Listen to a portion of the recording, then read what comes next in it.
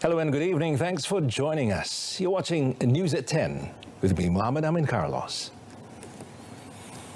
Well, Malaysia will not be sending pilgrims to perform the Hajj this year, as Saudi Arabia has announced that only those who are currently in the kingdom are allowed to do so.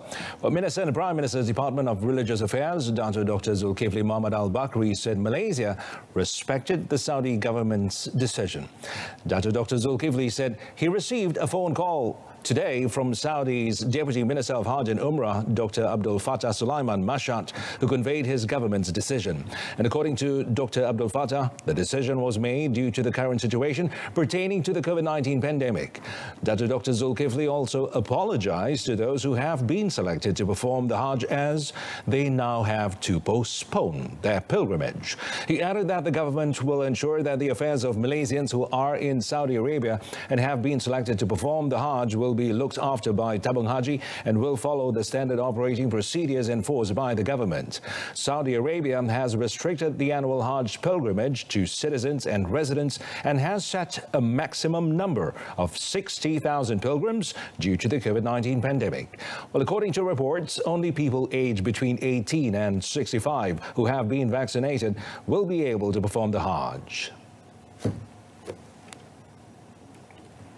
Well, on another note, the public is advised to only deal with individuals and companies registered with the Ministry of Tourism, Arts and Culture for Hajj pilgrimage, especially with regards to engaging Hajj by proxy or Badal Haji services, given the risk of fraudulent activities during the COVID-19 pandemic. Well, Malaysian Association of Tour and Travel Agents, MATA Vice President for Umrah and Hajj, Muhammad Azri Abdul Razak, said any queries on this practice, including related travel packages, should only be addressed by registered travel companies with Umrah license and the Tabung Haji panel. Well, commenting further on the matter, through a statement release, Muhammad Azri said the fees for Hajj pilgrimage and Badal Haji services must be reasonable and in line with the current situation, considering the outbreak. Earlier, Lembaga Tabung Haji or TH had also cautioned the public of a similar matter, stating that any offer of Hajj proxy services at a price below 2,500 ringgit per person was unreasonable, as the cost of permits and other expenses to be borne by locals in Saudi Arabia was much higher than this.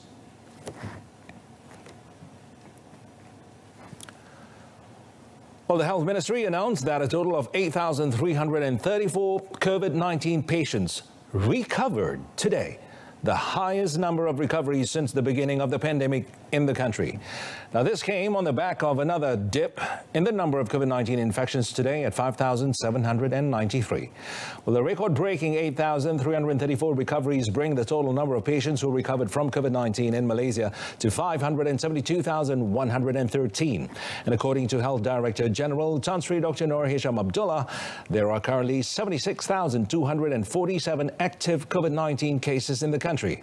The Health DG, however, reported that 76 died, and 914 also, another record high, are being treated in intensive care units or ICUs. And of the 914 patients being treated in the ICU, he said 459 needed ventilator support. Meanwhile, Tan Sri Dr. Noor Hisham said 15 out of the 24 new COVID-19 clusters detected by the Health Ministry today involved workplaces. He added that the remaining 7 clusters centered on the community, while 2 clusters originated at detention centers.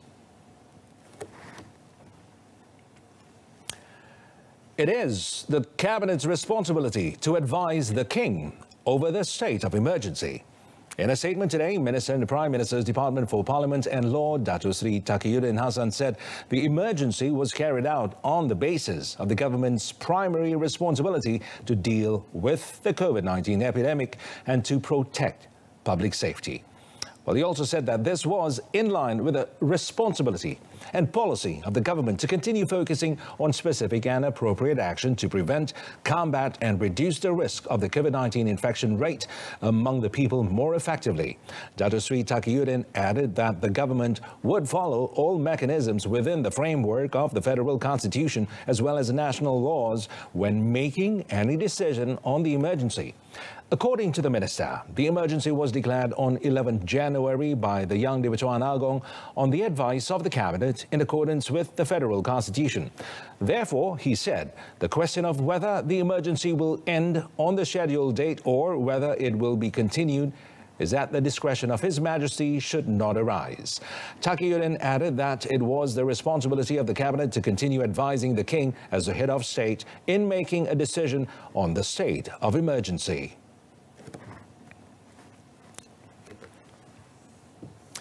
Well, the government is expected to cover fuel and cooking oil subsidies up to 8 billion ringgit, which is 4.22 billion ringgit higher than the 3.78 billion ringgit allocated for this year.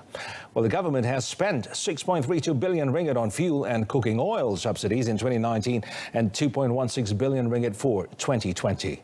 Well, Finance Minister Tengku Datuk Seri Zafrul Abdul Aziz, through a statement, said the higher allocation this year was due to the increase in current global market prices. Following the increase in commodity prices globally, government subsidies for RON 95 petroleum products, diesel and liquefied petroleum gas or LPG, as well as subsidized cooking oil, are expected to increase sharply.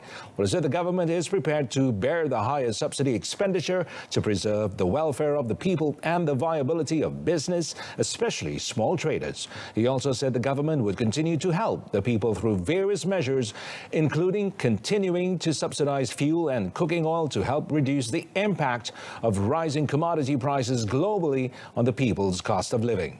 The minister added that the government would continue with the price maintenance policy of 2 ringgit and 5 cent per litre for RON 95 petrol and 2 ringgit 15 cent per litre for diesel, which had been maintained since 10 February. Meanwhile, the price of LPG was maintained at 1 ringgit and 90 cent per kilogram since June 2015, and subsidized cooking oil was worth 2 ringgit 50 cent per 1 kilogram pack since 1997. While he added that various budget 2021 measures and improved initiatives through Permai, Perkembangan and Perkembangan Plus will continue to be channeled at least until December 2021.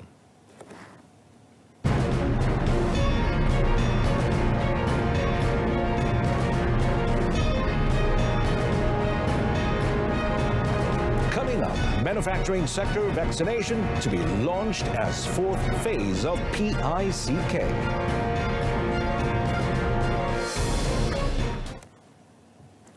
Well, the Ministry of Housing and Local Government, PKPKT, has set up a call center to contact individuals who fail to show up for their vaccination appointments. Its Minister, Dato' Zuraida Kamarudin, said the initiative aims to create a support ecosystem to ensure the implementation of national vaccination drive is carried out smoothly. In collaboration with Penggerak Community Negara and the National Unity Ministry, the pilot project, which began last Tuesday at the Vaccination Centre or PPV in Kampung Ampang Indah Community Hall Ampang, has 7 telephone operators trained in charge of the centre. So dari call center ni sebenarnya daripada kontak orang yang tak datang, to confirm yang saya tadi dapat laporan bahawa semua menerima panggilan dan semua akan respon untuk datang. So jadi almost 100%, about 97%, 98%. Okay? So jadi ini menunjukkan bahawa sistem untuk callback, sistem call center ni akan satu sistem yang baik untuk memastikan mereka yang mungkin lalai, mungkin tak dapat maklumat, mungkin tak tahu apa nak buat, jadi kita call dia and make sure they come. The pilot project involved 177 individuals in 3 categories, namely individuals who have received appointment dates in the My Sejahtera application but did not provide feedback, and those absent for their second dose, and individuals who failed to show up for their first vaccination. Dato' Zuraida said the call centre, which serves the Ampang PPV, also provides outreach teams in cooperation with residences associations to take the vaccination campaign to the grassroots. The minister said to complete the system, a mobile clinic was also provided to assist the team to visit the target groups such as senior citizens, persons with disabilities and the homeless to administer vaccinations. Dato' Zuraida said the ecosystem model would be expanded to other states such as Johor, Pulau Pinang, Kuala Lumpur and Pahang to increase the national vaccination rate.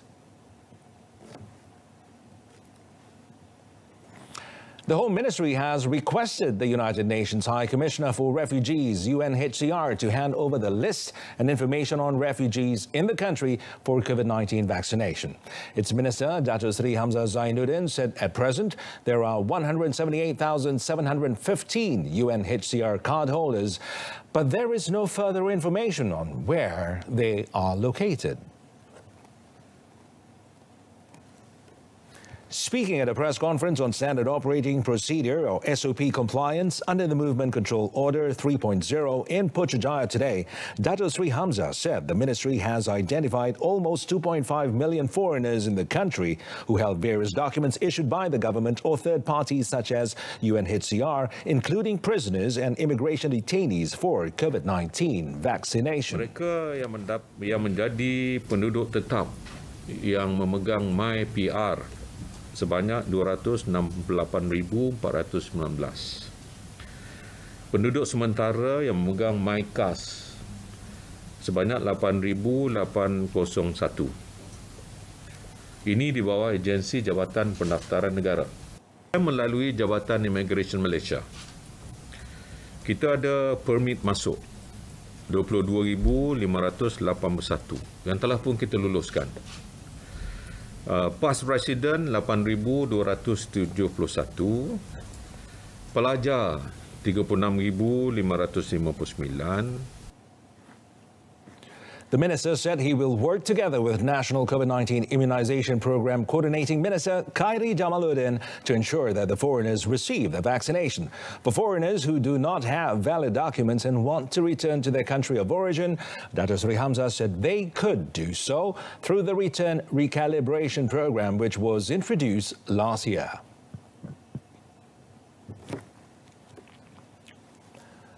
The Federal Territories Ministry announced that they will increase the vaccination capacity in Kuala Lumpur from 10,000 doses a day to 30,000 doses starting 15 June. Its Minister, Tan Sri Anwar Musa, said the decision was made by the COVID-19 Immunization Task Force, or CITF. Sasaran kita untuk mencapai 80% pada 31 hari bulan Ogos, kita perlu 30 ke 33 ribu minimum sehari. Ya. Jadi kita harap tiga cara yang kita akan pertingkatkan. Pertama, pertambahan PPV mega, maknanya kapasiti diperbesarkan di PPV. Yang kedua, menambah bilangan klinik yang akan klinik dan private hospital. Sekarang ini dah banyak klinik dan private hospital dah pun diluluskan. Mereka akan ambil 1/3 pertambahan lagi. Kemudian mobile, pendekatan mobile truck. Jadi saya yakin bila tiga-tiga ni mula bergerak serentak mulai minggu depan, kita boleh untuk peringkat wilayah saja membuat suntikan minimum 30,000 sehari. Tan Sri Anwar was met during his visit to the My Medic at Wilayah Vaccine Trucks project at the Sri Johor Public Residence, Kuala Lumpur. The minister also said beginning next week, wholesale markets workers, wet market as well as hawkers will receive COVID-19 vaccine jabs, including over 2,000 workers at the Selayang wholesale market as well as 300 traders in Selayang wet market.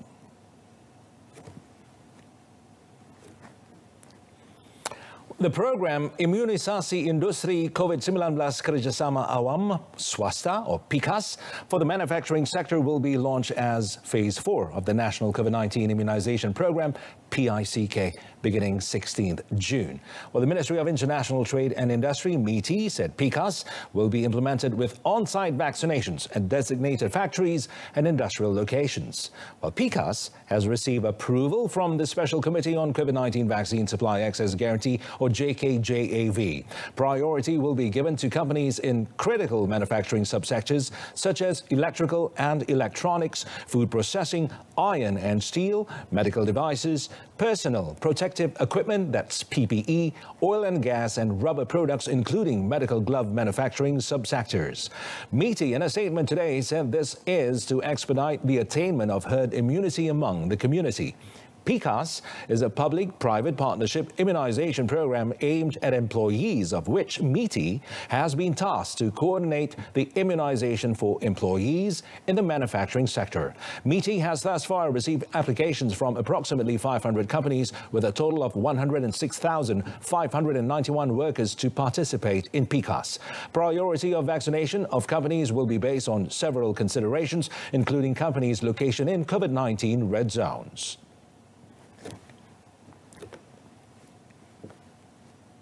Well, Pulau Pinang police seized 211 Bitcoin machines worth 100,000 ringgit following the arrest of 4 men yesterday who were carrying out illegal cryptocurrency mining activities in a series of raids last night.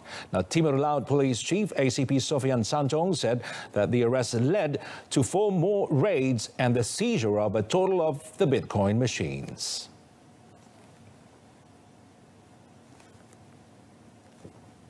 Four local men aged between 20 to 35 years old were arrested and have been remanded for 4 days to facilitate investigations. ACP Sofian added that the suspects were believed to have made illegal connections to steal electricity for their operations. Dan hasil soal siasat awal telah membawa penemuan 2 lagi lokasi perombongan Bitcoin ini, iaitu di kawasan Jelutong juga. Yang pertama tadi di kawasan Jalan Perak, yang kedua di berhampiran Jalan Benfra, Jelutong, dan yang ketiga di kawasan Terima. Dan ketiga-tiga premis ini telah menjumpai lebih kurang keseluruhan mesin digunakan untuk melombong Bitcoin ini berjumlah 200 unit. Yang mana ketiga-tiga premis rumah kedai yang dijadikan pusat ini menggunakan taktik penyambungan elektrik secara haram. Berdasarkan daripada analisa yang dibuat oleh pihak TNB yang ada bersama dalam operasi ini, menganggarkan kerugian yang dialami oleh pihak TNB ekoran daripada aktiviti ini adalah lebih kurang 100,000 dalam tempoh sebulan. He added that initial investigations found that the suspects were hired to carry out maintenance work on the machines with a wage of 3,000 ringgit each per month. The district police chief said they are currently searching for other members of the syndicate who are believed to be hiding.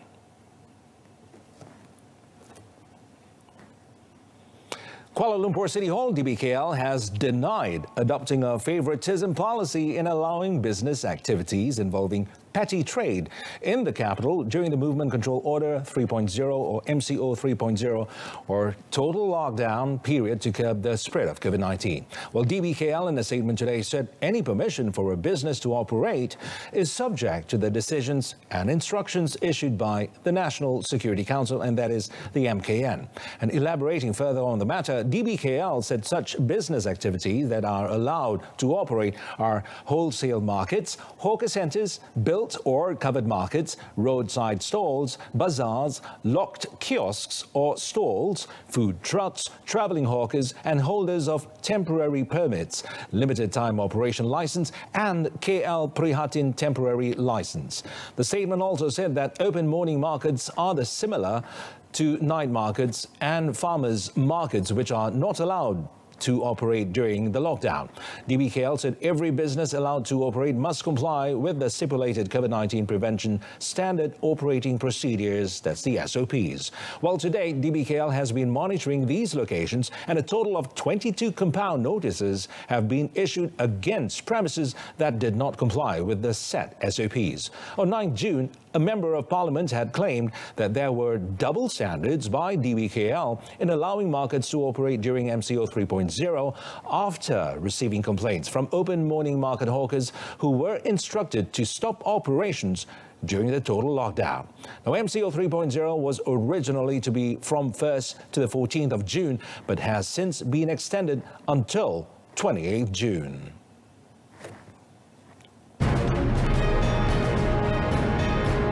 Up next in sports, Italy kicks off Euro 2020 campaign with brilliant win over Turkey.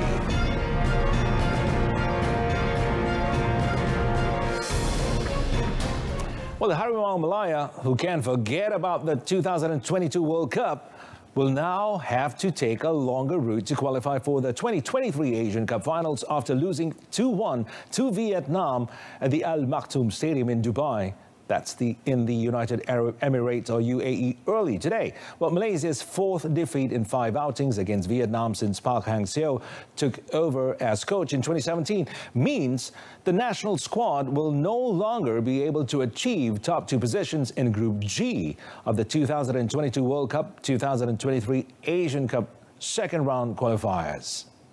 Well, in today's match, national head coach Tan Cheng Ho opted for Brendan Gan and Muhammad Shafiq Ahmad in the midfield, and they combined well in the first half, but still were unable to threaten the Vietnamese goalmouth. The Vietnamese, known as the Golden Dragons, managed to draw first blood through a powerful header by Nguyen Thien Linh in the 27th minute when Malaysian defenders lost their focus for a split second after failing to properly deal with a corner kick. Now, for the second half, Cheng Ho decided to replace Shafiq and Safawi with Nazmi Faiz Mansour and Muhammad Aitar Abdul Rashid.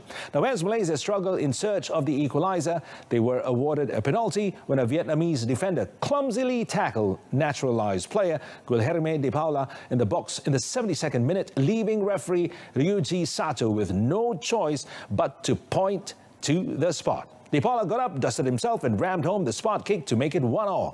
But the national team's joy was short-lived when Kyu Ngoc Hai put the Golden Dragons ahead again from the penalty spot in the 82nd minute after Brendan was adjudged to have tripped Nguyen Van Tuan in the box. This means the unbeaten Vietnamese topped the standings with 17 points after 7 games, followed by the UAE with 15 points, Thailand 9, Malaysia 9 and Indonesia 1.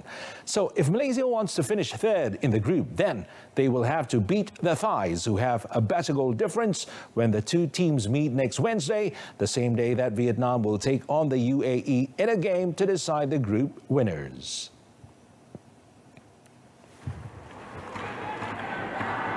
Meanwhile, Cheng Ho said he doesn't want to blame any players for the team's defeat against Vietnam. However, Cheng Ho, whose father died just about 12 hours before the kickoff, said football is about teamwork and hopes his charges will work to improve and play as a team so that the national squad can be a commendable one in the future. The 53-year-old coach also said that his side were unlucky to concede 2 goals via set piece. We also have the chances, we also attack. I think both teams also playing very often, try to get a positive result.